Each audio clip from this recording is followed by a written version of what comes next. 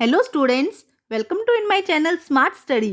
Students, आज हम directorate of education की तरफ से दी जाने वाली वर्कशीट नंबर 16 करेंगे, जो कि क्लास 8th की है और सब्जेक्ट है English.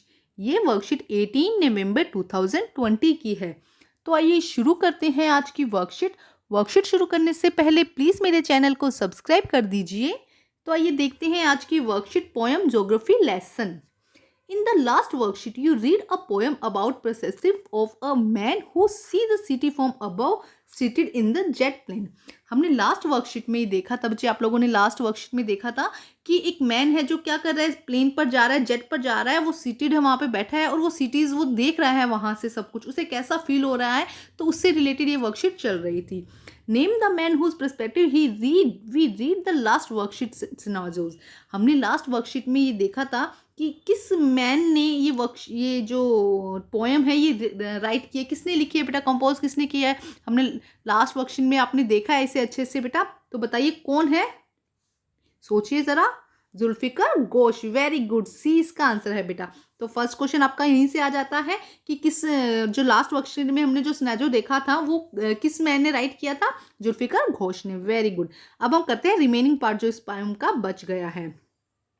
Now let's read the remaining poem and see what happened when we go much higher. अब हम देखते हैं कि जब जो प्लेन था, जेट था, जब हायर पे जा रहा था तो किस तरह की फीलिंग्स आ रही थी या क्या हो रहा था वहाँ पे, तो आइए देखते हैं। When the jet rose 6 mile high, it was clear the earth was round.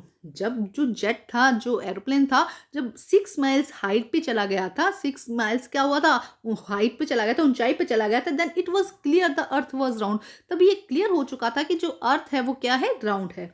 And that is had more sea than land. और क्या कह रहा है, और ये भी पता चला कि जो सी एरिया है, जो सी है, समुंदर है, ओशंस है, वो क्या है, वो सी एरिया ज़्यादा है बजाय के लैंड से। लैंड एरिया से सी एरिया ज़्यादा है, मतलब कि जो अर्थ पर वाटर एरिया जो है वो ज़्यादा है कंपैरेटिवली लैंड एरिया के। तो यहाँ से हमें पता चला कि जब 6 माइल्स पे हाइट पे जब जेट गया तो क्या हुआ, एक तो ये पता चला कि अर्थ क्या है, राउंड है, एंड सेकंड की जो सी एरिया है वो क्या है, ज़्यादा है कंपैरेटिवली लैंड एरियाज के। But it was difficult to understand. जो ये दो चीज़ें पता करी कि ये तो क्लियर था, एकदम क्लियरली पता चल गया कि अर्थ राउंड है और जो सी एरिया है वो ज़्यादा, ये तो क्लियर था, but it was difficult to understand. लेकिन अभी कुछ चीज़ें थी जिसको डिफिकल्ट था अंडरस्टैंड करना। That the man on the earth found causes to hate each other. जो मैन अर्थ पर मिलते हैं उनमें एक दूसरे के लिए इतना हेट क्यों है। That the man on the earth found causes to hate each other. अपने आपस में इतना एक दूसरे से नफरत क्यों करते, हेट करने का कॉजेज, इसको पता लगाना क्या था, अभी डिफिकल्ट था। To build walls across city and to kill. क्यों ये जो सिटीज़ है, ये जो कंट्रीज़ बना दी गई हैं, उनके बीच में दीवारें खड़ी कर दी गई हैं। जैसे बोल दिया गया है कि ये दिल्ली है, ये नागपुर है, ये मुंबई है, क्यों ऐसा बना दिया गया है, क्यों इसको कंट्रीज़ में डिवाइड, जो अर्थ है पूरी उसको कंट्रीज़ में डिवाइड कर दिया गया है, इसको बोल दिया गया है ये इंडिया है, ये पाकिस्तान है, क्यों लोग एक दूसरे को मार रहे हैं, क्यों इस तरह की प्रॉब्लम आ रही है। ये चीज़ें कह रहे हैं कि जब मैं हाइट पर भी चला गया था तब भी मुझे इसका कोई सोल्यूशन नहीं मिला, उनको अंडरस्टैंड करना अभी भी डिफिकल्ट था। हाँ, ये चीज़ें क्लियर हो गई थी कि अर्थ राउंड है और सी एरिया ज़्यादा है, बट मैन आपस में क्यों एक दूसरे से इतना हेट लेके बैठे हैं एक दूसरे के लिए, या एक ये जो वॉल्स क्यों क्रॉस बिल्ड कर दी गई है, क्यों बना दी गई है इतनी बड़ी वॉल सिटीज़ या कंट्रीज़ के नाम पर, क्यों लोग एक दूसरे को मार रहे हैं, इसको अभी भी जान पाना क्या था, डिफिकल्ट था। From the height it was not clear. इतनी हाइट पर भी ये चीज़ें क्लियर नहीं हुई थी। ठीक है स्टूडेंट, अब हम देखते हैं इसी वर्कशीट से जो ये पैराग्राफ दिया इससे रिलेटेड कुछ क्वेश्चंस दिए गए हैं जिसे आप खुद सॉल्व करेंगे बेटा। देखो क्या दिया गया, what was the height of the jet eighteen. जो जब हाइट क्या थी जब वो वहाँ उस ऊंचाई पर पहुंच गया था। Choose the correct option. 10,000 feet, 6 miles, 10,000 metre and 6 kilometre. तो क्या था बेटा, बी आंसर आएगा 6 माइल। हमने फर्स्ट लाइन में इसको पढ़ा था कि 6 मील्स पर जब वो चला गया था तब वो ये चीज़ें देख रहा था कि अर्थ क्या है, राउंड है। सेकंड देखिए, what was the poet learn about the earth. जो पोएट थे उन्होंने अर्थ के बारे में क्या लर्न किया, the earth was round, that the earth had boundaries, की अर्थ पर बाउंड्रीज हैं, that the earth had no land, की अर्थ पर कोई लैंड एरिया नहीं है, एंड नेक्स्ट क्या, the earth was entire made of water. जो अर्थ है वो पूरी तरह से वाटर से घिरी हुई है। तो क्या आंसर है बेटा इसका, ए, द अर्थ वाज राउंड। क्या पता चला था जब हाइट पे चला गया था जेट कि जो अर्थ वाज राउंड, ये क्लियर हो चुका था ना। नेक्स्ट देखते हैं, what is the threat to the logic of geography. इस अर्थ पर जो थ्रेट है वो क्या है, सबसे डरावनी या सबसे घबराने वाली चीज़ क्या है, man, animal, water and land. तो क्या आएगा, मैन। मैन क्या है, सबसे ज्योग्राफिक में जितनी भी जो अर्थ पर जितनी भी चीज़ें हैं उसमें सबसे ज़्यादा थ्रेट क्या है, मैन। नेक्स्ट देखते हैं बेटा क्या क्वेश्चन कहता है नेक्स्ट में, make a list of the rhyming word from the above mention scenario.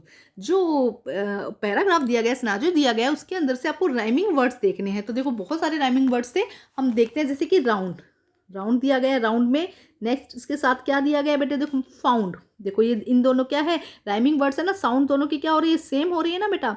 तो क्या हो गया, जैसे कि राउंड एंड फाउंड। इसके अलावा लैंड दिया गया है, लैंड के साथ क्या हो जाएगा, अंडरस्टैंड। ठीक है, लैंड के साथ क्या हो जाएगा, अंडरस्टैंड। ठीक है बेटा, यहां से समझ आ जाएगा आपको, UNDERSTAND, अंडरस्टैंड। ठीक है, देखिए यहाँ पे दिखा भी देती हूँ मैं आपको। देखिए ये राइमिंग वर्ड्स क्या होते हैं, जो साउंड सेम से साउंड को करते हैं। जैसे कि राउंड, ठीक है, राउंड के साथ क्या होगा, फाउंड। ठीक है, लैंड, अंडरस्टैंड, बिल्ड, किल्ड। इस तरह से जो साउंड सेम साउंड होते हैं उन्हें हम क्या कहते हैं, राइमिंग वर्ड्स कहते हैं। ठीक है स्टूडेंट, तो यहाँ से आप लिख लीजिएगा।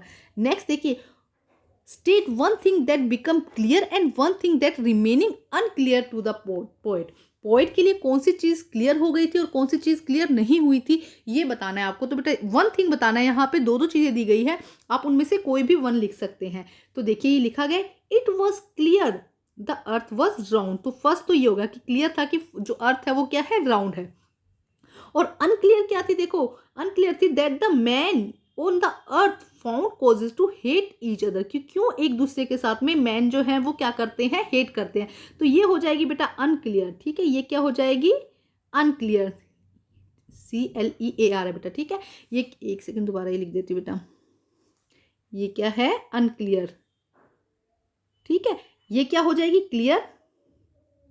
जो क्लियर थी, it was clear the earth was round and it was unclear that the man on the earth found causes to hate each other, कि मैन आपस में एक दूसरे से हेट क्यों कर रहे हैं, इसका रीजन अभी भी क्या है, अनक्लियर है। तो ये टू थिंग्स थी। अगर आपको टू थिंग्स लिखने हैं तो आप नेक्स्ट लाइन भी इसके अंदर जोड़ सकते हैं और नेक्स्ट लाइन को भी इसमें ऐड कर सकते हैं। तो ये है बेटा आपका जो आज की वर्कशीट है। देख लेते हैं, हमारी पूरी वर्कशीट कंप्लीट हो गई है। वर्कशीट बेटा कंप्लीट करके अपने टीचर से चेक कराइए। और बच्चे अब आपके बहुत ही जल्द जो एग्ज़ाम होते हैं SA 1 के, वो एग्ज़ाम भी आने वाले हैं, तो उनके लिए भी प्रिपेयर होके रहिए। आप अपनी वर्कशीट को अपनी नोटबुक में कंप्लीट रखिए और उसके साथ साथ में उसको जो भी चैप्टर आ रहा है, जो वर्कशीट आ रही है, उससे साथ साथ में आप लर्न भी करते रहिए, जिससे कि आपको आगे जब भी एग्ज़ाम की अनाउंसमेंट होती है तो आपको उससे कोई प्रॉब्लम ना हो। तो बेटा आज की जो वर्कशीट है वो कंप्लीट होती है। वर्कशीट कंप्लीट करके अपने टीचर से चेक कराइए। और बच्चे प्लीज़ मेरे चैनल को लाइक कीजिए, सब्सक्राइब कीजिए और शेयर कीजिए। Thank you students.